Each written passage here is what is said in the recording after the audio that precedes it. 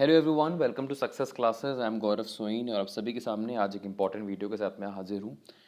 और ये important video है हमारे एक सब्सक्राइबर की डिमांड पे, जिन्होंने ये बोला कि वो पीएचडी करना चाहती हैं और उनको before getting into this degree she wants to know the entire process of it. और बहुत ज़रूरी भी है जानना, because you are going to you know give your time, you're going to give your efforts into this degree। तो आपको बहुत ज़रूरी है जानना कि क्या क्या स्टेप्स होते हैं। तो इस वीडियो के माध्यम से from the very beginning to the last step मैं आपको 14 स्टेप्स बताने वाला हूँ, जो कि कॉमनली यूनिवर्सिटीज़ में अप्लाई होते हैं। बहुत सारी यूनिवर्सिटीज़ में कुछ मॉडिफिकेशंस भी होती हैं, पर जो मैं 14 स्टेप्स बताने वाला हूँ वो आप कह सकते हो कि most of the universities follow करती हैं in order to give their PhD degree. So before that, I would like you all to subscribe my YouTube channel, Success Classes, and hit the bell icon for latest updates. You can also visit our website, that is researchphd.in, जिसमें हम PhD admission notifications, assistant professor, associate professors and professor vacancies, regular quizzes, PDFs और most popular videos upload करते रहते हैं। तो do visit this website. Along with that, you can also follow us on Facebook and Telegram as well, and the link is given in the description box. चलिए आ जाते हैं और start करते हैं। सबसे पहले जो आपको करना है, वैसे तो मैंने बहुत ही ज़्यादा बेसिक ले लिया है, that is step 1, complete an undergraduate degree. सबसे पहले तो आपको यूजी होनी चाहिए, बिकॉज पीएचडी के लिए बहुत सी यूनिवर्सिटीज़ बोलती हैं कि यूजी में परसेंटेज होनी चाहिए। अभी एक मुझे अच्छे से याद है, एक ग्वालियर की IITM ऐसे एक यूनिवर्सिटी थी, उनमें लिखा हुआ था कि अंडर ग्रेजुएट में आपके जो अंडर ग्रेजुएट के जो सब्जेक्ट्स हैं उनके अंदर स्टैटिस्टिक्स होना चाहिए, उनके अंदर मैथमेटिक्स होना चाहिए। तो अंडर ग्रेजुएशन का भी अपना एक बहुत रेलेवेंस होता है। कई सारी यूनिवर्सिटीज़ यूजी में बोलती हैं कितने परसेंटेज होने चाहिए, पीजी के साथ साथ वैसे मोस्ट ऑफ द यूनिवर्सिटीज़ सिर्फ मास्टर्स के परसेंटेज जो है कंसीडर करती है, पर कुछ प्रेस्टीजियस यूनिवर्सिटीज़ जो होती हैं वो अंडर ग्रेजुएट में भी बोलती हैं कितने आपके मिनिमम परसेंटेज होने ही चाहिए, तभी आप जो है एप्लीकेशन फॉर्म फिल कर सकते हो। तो अंडर ग्रेजुएट डिग्री आपके पास होनी चाहिए। और उसके बाद स्टेप 2 जो है दैट इज़ मास्टर डिग्री, जो कि मस्ट है, जो कि मोस्ट इम्पॉर्टेंट है। और अक्सर हमारे मुंह से भी ये चीज़ हर एक यूनिवर्सिटी के द्वारा निकलती है कि 55% मार्क्स होने चाहिए आपके मास्टर्स लेवल पे, और जो लोग रिजर्व कैटेगरी से बिलोंग करते हैं उनको 5% रिलैक्सेशन मिलती हैं। बहुत सारे इसके एलिजिबिलिटीज़ होती हैं। तो मास्टर इज़ मस्ट, और मास्टर्स में आपको कोशिश करना है कि आपकी एक अच्छे खासे परसेंटेज होने चाहिए, मतलब 55% से अबव तो होने ही चाहिए आपके। और अगर अबव है तभी आप अप्लाई कर सकते हो किसी भी यूनिवर्सिटी में फॉर पीएचडी प्रोग्राम। तो आपके पास मास्टर डिग्री होनी चाहिए। फिर आ गए, जैसे मास्टर डिग्री हो गई, उसके बाद आप अगर मास्टर डिग्री के दौरान या मास्टर डिग्री के बाद नेट जेआरएफ की तैयारी कर रहे हो और पीएचडी में फेलोशिप आपको चाहिए यूजीसी से या कोई और फेलोशिप चाहिए, तो आप उसके प्रिपरेशन करने चालू कर दो, है ना, वो आपके ऊपर है। और अगर आप बहुत सी यूनिवर्सिटीज़ आपको टीचिंग असिस्टेंटशिप और यूनिवर्सिटी फेलोशिप भी प्रोवाइड करती है, तो आप उनके जो अपनी यूनिवर्सिटी खुद प्रोवाइड करती है जो फेलोशिप अपने स्कॉलर्स को, आप उनकी उन यूनिवर्सिटीज़ में भी अप्लाई कर सकते हो। और या फिर एक बहुत ही अच्छा तरीका है, that is to prepare for junior research fellowship, that is JRF, जो एनटीए करवाता है। और उसमें भी जो है आप अच्छे उसको क्वालिफाई करके भी आप जो है आपको फेलोशिप यूजीसी से मिल सकती है। तो मास्टर डिग्री के बाद आप चाहो तो आप नेट जेआरएफ की तैयारी कर सकते हो। मास्टर डिग्री में ही आप उसकी मास्टर डिग्री में भी आप तैयारी कर सकते हो। थर्ड सेमेस्टर और फोर्थ सेमेस्टर में तो आप एलिजिबल भी हो जाते हो कि आप जो है अपनी जो है नेट और जेआरएफ के एग्ज़ाम में बैठ सकते हो, और आपका नेट जेआरएफ अगर क्वालिफाई हो जाए तो वैलिड हो जाता है। अगर आप जो है आपका थर्ड या फोर्थ सेमेस्टर में, मास्टर्स में थर्ड फोर्थ सेमेस्टर में अगर आपका जो है, या सेकेंड ईयर आप कह सकते हो, अगर सेकेंड ईयर में आपका नेट जेआरएफ हो गया तो मास्टर डिग्री कंप्लीट की। उसके बाद स्टेप 3 है अप्लाई फॉर द प्रोग्राम। अब आपको देखना है, आपको अप टू डेट रहना है। जैसे कि मैंने आपको बताया कि हमारी जो ये यूट्यूब चैनल है ये आपको बताता भी रहता है टाइम टू टाइम बेसिस पे कि कौन कौन सी रीसेंट पीएचडी एडमिशन नोटिफिकेशंस हैं, तो आप उस पर अप्लाई कर सकते हो। हमारी वेबसाइट है जिसमें हम आपको अपडेट करते रहते हैं, आप उसको भी टाइम टू टाइम बेसिस पे देख सकते हो, विजिट कर सकते हो। तो अब आपको देखना है आपकी फिजिबिलिटी के हिसाब से, आपकी प्रेफरेंस के हिसाब से कि आप कहाँ करना चाहते हो अपनी पीएचडी। सेंट्रल यूनिवर्सिटी से करना चाहते हो, स्टेट यूनिवर्सिटी से करना चाहते हो, प्राइवेट यूनिवर्सिटी से करना चाहते हो, डीम टू बी यूनिवर्सिटी से करना चाहते हो, तो किस यूनिवर्सिटी से करें, तो इसके ऊपर मैंने वीडियो बनाई हुई है। मैं एक कंप्लीट प्लेलिस्ट आपको दे रहा हूँ उसके नीचे, इसको देख लीजिएगा, बिकॉज पूरी पीएचडी के स्टेप मैं आपको बता रहा हूँ। तो इनके ऊपर मैं काफ़ी सारे वीडियोस बना चुका हूँ, तो मैं आपको बताता रहूँगा कि कहाँ कहाँ पे किन किन टॉपिक पे मैं अपने जो है वीडियो बना चुका हूँ। That will help you to gain certain kind of knowledge, right. तो आपको पीएचडी में अप्लाई करना है। अप्लाई कैसे करना है आपको, आपको उस पर्टिकुलर वेबसाइट पे विजिट करना है। उनका जो प्रोसेस होगा ऑनलाइन एप्लीकेशन का, जो भी ऑफलाइन का प्रोसेस है, या जो भी आपको एप्लीकेशन फ़ीस वगैरह पे करनी है डेडलाइन के अंदर अंदर, वो आपको पे करनी है, जिससे आप जो है एक उस यूनिवर्सिटी के कैंडिडेट कहलाओगे कि आप जो है उस यूनिवर्सिटी से पीएचडी या एमफिल या जिसमें भी अप्लाई कर रहे हो आप करना चाहते हो। तो आपको जो है एप्लीकेशन फॉर्म भरना पड़ेगा।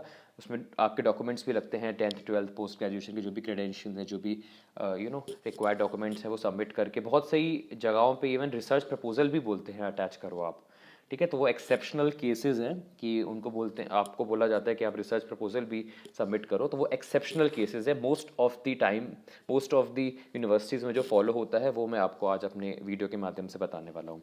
तो आप प्रोग्राम में अप्लाई करना है, आपको फॉर्म फिल करना है और एप्लीकेशन फ़ीस जो है पे कर देनी है डेडलाइन के अंदर। फिर क्या हुआ, फिर आपका कम्युनिकेशन जो है वो उस यूनिवर्सिटी से होता रहेगा, या टाइम टू टाइम बेसिस पे आप उस यूनिवर्सिटी की वेबसाइट पे विजिट करते हो, जिससे आपको पता चलता रहेगा कब एंट्रेंस होने वाला है और आगे का प्रोसेस कब होने वाला है। Step 4, appear for the entrance test, ठीक है। बहुत सी यूनिवर्सिटीज़ मैंडेटरी एंट्रेंस टेस्ट करवाती हैं, चाहे वो नेट क्वालिफाइड हैं या नहीं है। जेआरएफ के लिए तो मोस्ट ऑफ द केसेस में एग्जाम्ड ही होता है, पर बहुत सी प्रेस्टिजियस यूनिवर्सिटीज़ जेआरएफ वालों को भी बोलती है कि आपको एंट्रेंस टेस्ट में बैठना ही पड़ेगा, और बहुत सी यूनिवर्सिटीज़ एग्जाम्प्ट भी कर देती है नेट जेआरएफ वालों को। तो एज दी केस में भी एंट्रेंस टेस्ट में आपको बैठना है। एंट्रेंस टेस्ट में मोस्ट ऑफ द केसेस में 50 रिसर्च मेथडोलॉजी के क्वेश्चंस आते हैं, which includes stats as well, statistics भी इंक्लूड रहता है उसमें, और 50 क्वेश्चंस जो रहते हैं मोस्ट ऑफ द यूनिवर्सिटीज़ में ये फॉलो होता है। 50 मार्क्स का रिसर्च मेथडोलॉजी और 50 मार्क्स का आपका सब्जेक्टिव पेपर होता है, जैसे कॉमर्स के हो या मैनेजमेंट के हो या इकोनॉमिक्स के हो या पॉलिटिकल साइंस के हो, जैसा भी है, ठीक है। तो वो आपको क्वालिफाई करना पड़ेगा। क्वालिफाइंग मार्क्स उसमें लिखे होते हैं, वो क्वालिफाई करने के बाद ही आप जो है आगे बढ़ सकते हो। अगर आप क्वालिफाई नहीं कर पाए तो आप जो है आपकी फ़ीस वगैरह कुछ रिफंड नहीं होगा। बहुत से बच्चे मुझे ये बोलते हैं कि सर क्या फ़ीस रिफंड होती है? कोई फ़ीस रिफंड नहीं होती। एक बार आपने एप्लीकेशन फ़ीस पे कर दी, ठीक है, उसके बाद कोई एप्लीकेशन फ़ीस आपको रिफंड नहीं होगी। आप फिर दूसरी यूनिवर्सिटी आप देखो, और एक टाइम पे आप मल्टीपल यूनिवर्सिटीज़ के फॉर्म फिल कर सकते हो। उसके बाद एंट्रेंस टेस्ट सपोज आपका क्लियर हो गया या एग्जाम्शन वगैरह हो गया, उसके बाद आपको रिसर्च प्रपोजल बनाना है। ये डिपेंड करता है यूनिवर्सिटी टू यूनिवर्सिटी। बहुत सी जो यूनिवर्सिटीज़ होती हैं वो आपको बता देती हैं कि हम आपसे रिसर्च प्रपोजल ना पूछ करके कुछ सब्जेक्टिव वाइवा लेंगे। अभी कोविड के टाइम पे बहुत ही इशू हुआ था कि एंट्रेंस टेस्ट नहीं हो पाया था या रिसर्च प्रपोजल उन्होंने नहीं बोला था, तो वो बोलते हैं कि यूनिवर्सिटीज़ बोलती है कि we will take a subjective viva of the candidate, right. तो सब्जेक्टिव वाइवा में जो भी सब्जेक्ट रिलेटेड रहता है आपका, वो आप बोल सकते हो। वैसे मोस्ट ऑफ द केसेस में आपको रिसर्च प्रपोजल प्रिपेयर करना पड़ता है। कैसे प्रिपेयर करना है, नीचे प्लेलिस्ट दी हुई है, आप ढूंढो अंदर, आपको step by step guide to make a research proposal आसानी से मिल जाएगा।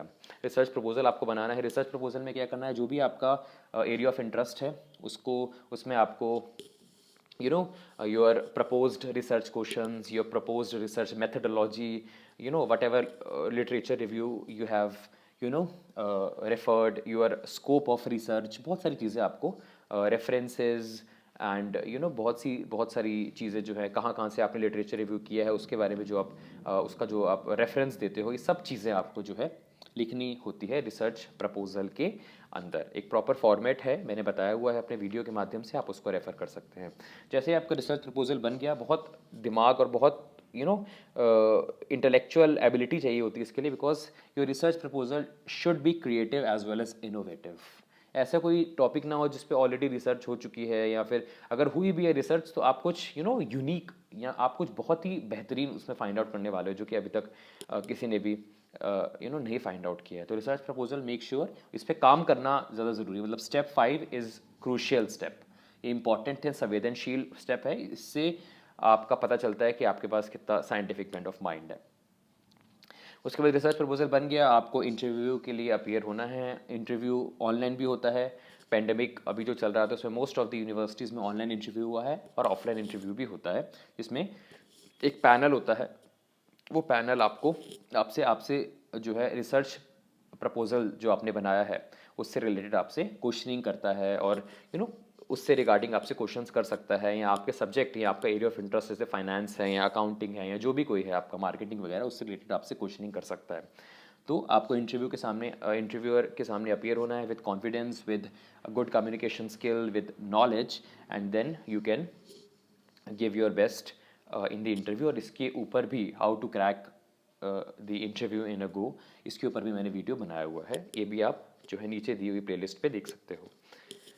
जैसे ही आपका इंटरव्यू हुआ उसके बाद they shortlist the candidates as per the seats available, जितनी भी सीट्स हैं, जितनी भी वैकेंसीज़ हैं जो आपको नोटिफिकेशन में मिलती हैं, उसमें वो शॉर्टलिस्ट करते हैं और शॉर्टलिस्टेड कैंडिडेट्स की लिस्ट आ जाती है, लिस्ट 1 लिस्ट 2 ऐसे शॉर्ट सेकंड लिस्ट आती है या फर्स्ट लिस्ट आती है। ऐसे करते करते कई बार जो है पहले फर्स्ट लिस्ट आती है, उसमें जितने लोगों ने भरा होता है उनको बोला जाता है कि आप रजिस्ट्रेशन प्रोसेस कंप्लीट करो, फीस वगैरह पे करो। अगर सपोज वो सीट छोड़ देते हैं तो फिर दूसरे के पास चली जाती है, ऐसे करते करते लिस्ट वगैरह होती रहती है। तो ये स्टेप 7 रजिस्ट्रेशन प्रोसेस का, जिसमें आपको फिजिकल वेरिफिकेशन कराना पड़ता है अपने डॉक्यूमेंट्स का, है ना। आपको पता चलता है आपके रिसर्च गाइड के बारे में।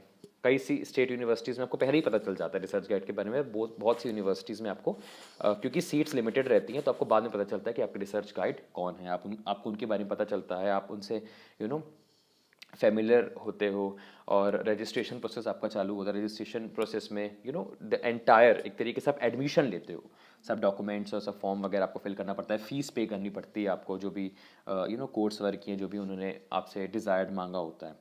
और इसमें आप एक मैंने ब्रैकेट में लिखा हुआ है फेलोशिप एनेक्स्चर्स, इसके ऊपर मैंने वीडियो बनाई हुई है कि कौन कौन सी एनेक्स्चर्स लगते हैं। ज्वाइनिंग रिपोर्ट लगती है, कंटिन्यूएशन सर्टिफिकेट लगता है, एचआरए से रिलेटेड एनेक्स्चर लगता है, तो वो भी आपको कंप्लीट करने पड़ते हैं। कैसे करना है, कहाँ करना है, किस तरीके से करना है, इसके ऊपर मैंने कंप्लीट 10-12-15 मिनट की एक वीडियो बनाई हुई है, आप उसको देख सकते हैं। वही चीज़ मैं यहाँ रिपीट करूँगा तो फिजिबल नहीं है। नीचे प्लेलिस्ट है पीएचडी एमफिल रिसर्च पेपर की, उसमें देखिए, उसमें 72 वीडियोज़ है।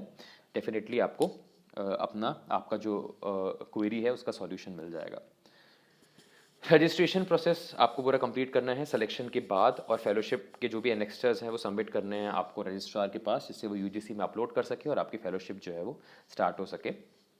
सपोज़ आप लेट भी हो गए हो और आपकी फेलोशिप सपोज़ नहीं आई है, या आप लेट हो गए हो आप, और आपने पहले जो है हाउस रेंट या ये सब चीज़ें पे की है, तो आप उसके जो डॉक्यूमेंट्स हैं, उसके जो वाउचर्स हैं, उसको भी संभाल के रखो, बिकॉज आपको जो है प्रीवियस जो आपके खर्चे हुए होते हैं, एचआरए वगैरह जो भी खर्चे हुए होते हैं, उसका भी आपको जो है रिम्बर्समेंट मिलता है यूजीसी के द्वारा। ठीक है, तो ये भी एक बहुत इंपॉर्टेंट चीज़ है जो आपको पता होनी चाहिए।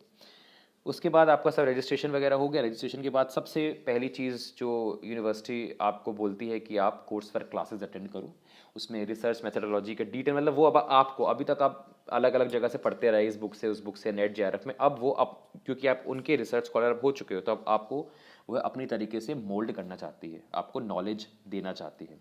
तो अब क्या करना है आपको, अब आपको कोर्स वर्क क्लासेज अटेंड करने हैं, जो कि मोस्ट प्रोबेबली 6 मंथ की होती है, जस्ट आफ्टर द एडमिशन, है ना। और इसमें आपको पूरा, जैसे आपकी मास्टर्स में क्लासेस होती हैं ना, मास्टर्स में क्लासेस जो अपन ने ली हैं, बिल्कुल वैसे ही क्लासेस होती हैं कोर्स वर्क में। और रिसर्च मेथडोलॉजी एक सब्जेक्ट होता है, वैसे तो डिपेंड करता है यूनिवर्सिटी टू यूनिवर्सिटी, वैसे आरएम एक सब्जेक्ट होता है, कंप्यूटर एप्लीकेशंस एक सब्जेक्ट होता है, और आपका जो सब्जेक्टिव है एक सब्जेक्ट, जैसे कि जो आपने लिया है कॉमर्स लिया है, या जिस भी डिपार्टमेंट में आपने पीएचडी एप्लीकेशन फॉर्म भरा है, उससे रिलेटेड भी एक सब्जेक्ट होता है कि आपको सब्जेक्ट ओरिएंटेड नॉलेज भी होनी चाहिए। ठीक है, तो आपने कोर्स वर्क क्लासेस जो है 6 महीने अटेंड की हैं, रेगुलर जा करके भी होती हैं, और कई सारी जगहों पे ऑनलाइन क्लासेस भी चालू हो गई हैं ड्यू टू दिस कोविड-19 पैंडमिक।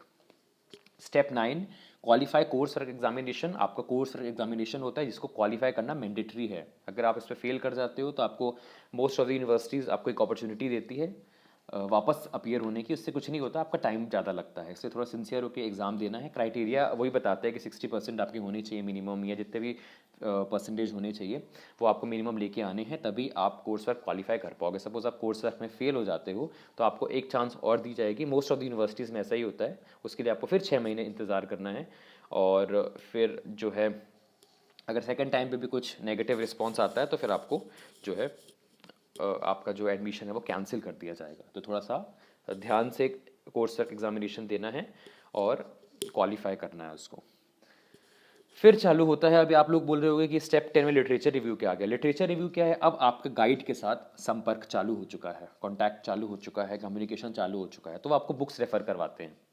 हम मेरे भी जो गाइड हैं वो मुझे बुक्स रेफ़र करवाने की, ये बुक्स पढ़ो, या फिर ये जो रिसर्च पेपर है या जो आपका टॉपिक है उससे रिलेटेड आप लिटरेचर रिव्यू करो, जिससे आपको पता चले और डिटेल में। कई बार क्या होता है, एक चीज़ मैं बता दूं, आपका जो भी रिसर्च प्रपोजल है उसमें मॉडिफिकेशंस भी करते हैं आपके गाइड, क्योंकि हम तो अब एक तरीके से कच्चे ही हैं, पर वो एक्सपीरियंस्ड हैं, तो वो मॉडिफिकेशन करते हैं कि नहीं नहीं, ये गलती की है आपने, ये इतना लार्ज आप रिसर्च नहीं कर सकते, make it short and simple and such kind of thing as per their modifications. और जो मॉडिफिकेशन करके वो बनाते हैं डॉक्यूमेंट या जो टाइटल आपके सामने आता है, that is known as research synopsis. ये इसके ऊपर मैंने वीडियो बनाया हुआ है, प्रपोजल सिनॉप्सिस में क्या डिफरेंस होता है। तो सिनॉप्सिस क्या होता है, जो आपका गाइड जो होते हैं वो मॉडिफिकेशन करते हैं as per their experience, as per their expertise, right. तो उसके बाद आपकी जो पूरा आपका जो स्टेटमेंट है, जो आपने टॉपिक चुना है, उसको मॉडिफाई करते हैं मोस्ट ऑफ द केसेस में। और अगर आपका सही है तो मॉडिफिकेशन नहीं भी होता है, ठीक है। उसके बाद उससे रिगार्डिंग आपको बोलेंगे लिटरेचर रिव्यू आप करो, फिर आपको आपसे फीडबैक भी लेते हैं कि आपने कितना पढ़ा, आपको क्या रिसर्च गैप आपको आइडेंटिफाई हुए, या आप कितनी आपने स्टडी की, और ये शिद्दत से आपको ही करना है ना। अब हम लोग उस पड़ाव पे नहीं है कि अगर आप एक्सपेक्ट कर रहे हो कि हमारी स्पून फीडिंग हो जाएगी, कि हमको वो डांटेंगे या हमको वो सब करेंगे। अब आपको देखना है कि आपको अपनी पीएचडी 3 साल में करनी है, 6 साल में करनी है, 10 साल में कंप्लीट करनी है। It's totally in your hands, in the hands of the research scholar. तो मेक श्योर प्रगति से काम होता रहे, नो मैटर कितना भी आपके पास वर्कलोड है, पर अपनी इस डिग्री पे भी आप फोकस करो, because you are going to contribute something very new to the society. Literature review आपने पढ़ना चालू किया, उसके बाद आपने स्टेप 11 में रिसर्च किया। अब रिसर्च है तो बहुत छोटा टॉपिक, इसमें आप डाटा कलेक्ट करोगे, डाटा पहले किस तरीके से कलेक्ट करना, you will make a strategy about it. आपको फोकस इंटरव्यू लेना है, इन डेप्थ इंटरव्यू लेना है, क्वेश्चनर डेवलप करना है, उसके बाद आपको डाटा कलेक्ट करना होगा। डाटा कलेक्ट करने के बाद you will use statistical tools and techniques for data analysis. मतलब it is step 11 is a lengthy process, and in that your guide will help you. चिंता करने की बात नहीं, अरे मैं कैसे करूँगा, अरे मैं कैसे करूँगा, अरे वो गाइड है, ही और शी विल हेल्प यू, और उनकी ड्यूटी है हेल्प करना, और आपको हेल्प करनी भी चाहिए, मतलब उनको आपकी हेल्प करनी चाहिए, because you are new to this path. उसके बाद रिजल्ट्स आप कलेक्ट करोगे, मतलब पूरा है ना कलेक्शन, एनालिसिस, इंटरप्रिटेशन के बाद रिजल्ट आपके सामने आ जाएगा स्टेप 11 में। ये एक कॉम्प्लेक्स प्रोसेस है स्टेप 11, क्योंकि आपको बहुत कुछ करना पड़ेगा और लेंथी प्रोसेस भी है ये। Step 12, producing a thesis and writing the dissertation. अब यहाँ पे एक डिफरेंस है थीसिस में और डिसर्टेशन में, इसके बारे में बता देता हूँ। थीसिस और डिसर्टेशन को आप इंटरचेंजेबली यूज़ नहीं कर सकते हैं। थीसिस मतलब होता है कि आपने जो है कुल मिला करके अपनी लिटरेचर रिव्यू को और अपनी स्टडी को, दोनों को रिलेट किया है। जो भी लिटरेचर रिव्यू से आपने आइडेंटिफाई किए हैं रिसर्च गैप्स, और जो भी आपने फाइंड आउट किया है with the help of step 11, उसको आप क्या करोगे, उसको आप जो है मर्ज करते हो, और उस मर्ज करने के बाद जब आप फाइनल कंक्लूजन बनाते हो, है ना, by having a conversation with your guide या by doing much more analysis, तो वो बन जाता है आपका डिसर्टेशन। मेरी बात समझ में? प्रोड्यूसिंग ए थीसिस मतलब जो लिटरेचर रिव्यू है, जो रिसर्च गैप्स हैं, और उसके अकॉर्डिंगली आपने क्या रिसर्च की है, किस तरीके से डाटा कलेक्ट किए हैं, किस तरीके से डाटा को एनालिसिस किया है, किस तरीके से आप रिजल्ट लेके आए हो, उसको जो आप एक तरीके से जो एक्यूमुलेशन कर रहे हो, accumulation of the conclusions, accumulation of the statements, ठीक है। उसके बाद जब आप फाइनल रिजल्ट की तरफ जाते हो, फाइनल कंक्लूजन की तरफ जाते हो with the help of your research, that is known as dissertation, और उसको फिर आप लिखना चालू कर देते हो, ठीक है। उसके बाद आया, जैसे डिसर्टेशन आपने बनाना चालू कर दिया, फाइनल कंक्लूजन आपका आ गया कि मैंने अपनी रिसर्च में ये कंक्लूड किया है। फिर आया आपका वाइवा वोस। वाइवा वोस में क्या होता है, जो भी आप बनाते हो, जो भी आपकी डिसर्टेशन होती है, उसको आपको प्रेजेंट करना पड़ता है कोई एक्सटर्नल बॉडी के सामने, और काउंटर जो है आपको डिफेंड करना पड़ता है। हम लोग कई बार देखते हैं ना, हमने डिफेंड किया, मतलब आपने जो स्टडी की है उससे रिलेटेड वो आपको काउंटर अटैक करेंगे कि यार ये तो ऐसे भी हो सकता था, आप यहाँ पे ये भी यूज़ कर सकते थे, आपने ये क्यों नहीं किया, आपने वो नहीं किया। यू शुड हैव कॉन्फिडेंस, और आपको आपके पास एक वैलिड आंसर्स होने चाहिए उन काउंटर अटैक्स को डिफेंड करने के लिए। तो ये होता है पूरा वाइवा वोस में, और फिर बाद में आपको बोलते हैं कि ये आप मॉडिफिकेशंस करो, ये आप चेंजेस करो, और जब आप वो चेंजेस कर लेते हो आफ्टर वाइवा वोस, तो आपकी एक जो है पूरी एक बाइंड जो होता है, मतलब एक बुकलेट टाइप, एक बाइंडेड डिसर्टेशन बन जाती है, जो कि आप सबमिट करते हो अपनी कंसर्न यूनिवर्सिटी में। और उसके बाद जैसे ही वो जो आफ्टर करेक्शंस आपकी जो डिसर्टेशन है वो सबमिट हो जाती है, उसके बाद आपको डॉक्टरल डिग्री, आपके नाम के आगे डॉक्टर लग जाता है, आपको डॉक्टरल डिग्री अवार्ड हो जाती है। ठीक है। और आपको ये पूरे स्टेप्स में 14 स्टेप्स में एक चीज़ का ध्यान रखना है कि एफर्ट्स और टाइम में बिल्कुल भी कमी नहीं होनी चाहिए। अपना काम जो है आपको अच्छा खासा रखना है, टाइम पे करना है, बिकॉज लोगों को मैंने एक्सटेंशन लेते हुए देखा हुआ है, जो 5-5 साल के बाद है ना एक्सटेंशन लेते हैं, 3-3 साल के बाद एक्सटेंशन लेते हैं, क्योंकि वो अपना काम सही टाइम पे नहीं कर पाते। और आपके गाइड जो है वो स्पून फीड नहीं करेंगे कि वो आपको याद कराएं, उनको क्या लेना देना, उनके पास उनकी पीएचडी डिग्री है, आपको अपनी मेहनत करके अपनी पीएचडी डिग्री कमानी है, राइट। तो आप टाइम का खासा ख्याल रखना है, आपको एफर्ट्स लगाने हैं जिससे आपका टाइम पे पीएचडी हो जाए, और फिर जो अपॉर्चुनिटीज़ आने वाली हैं आपके लिए after getting the doctoral degree, उसमें आप जो है उसको आप एक्सप्लॉइट कर सकें। So these are the 14 steps जो मैंने अपनी लैंग्वेज में बताने की कोशिश की है। और एक नीचे मैं आपको दे देता हूँ playlist, MPhil PhD research paper की प्लेलिस्ट, उसको जरूर रेफर करिए। 72 वीडियोस है उसमें, इन सब के जो आपके अंदर क्वेश्चन आ रहा होगा, प्रपोजल कैसे बनाना है, इंटरव्यू कैसे बनाना है, कोर्स वर्क में क्या होगा, और किस तरीके से हम थीसिस डिसर्टेशन बनाएंगे, वाइवा वो इन सब चीज़ों के बारे में अगर आपको कोई प्रॉब्लम आ रही है तो उसका सॉल्यूशन मुझे पता है बच्चे मुझसे पूछेंगे, तो उसका सॉल्यूशन मैं आपको पहले ही बता देता हूँ। उस प्लेलिस्ट को आप रेफर करिए, रीड करिए, 72 उसमें वीडियोज़ हैं, डेफिनेटली आपको आपकी क्वेरी का सॉल्यूशन मिल जाएगा। So this was the complete video, और मैंने पूरी कोशिश की है कि जो भी पूरे स्टेप्स होते हैं right from the very beginning to the very end मैंने बताया आपको, और एक्सप्लेन करने की पूरी कोशिश की है। इसको शेयर करिएगा जिससे सबको पता चले कि जिस डिग्री में वो एनरोल होने जा रहे हैं, जिस चीज़ को वो लेने जा रहे हैं, जो डॉक्टरल डिग्री वो हासिल करने वाले हैं, उसमें कौन कौन से स्टेप्स हैं, उसमें कौन कौन से पड़ाव है, और किन किन चीज़ों से उनको गुजरना पड़ेगा। So thank you so much for your valuable likes and comments जो आप देते रहते हो। मिलते हैं नेक्स्ट वीडियो में। Have a very nice day ahead.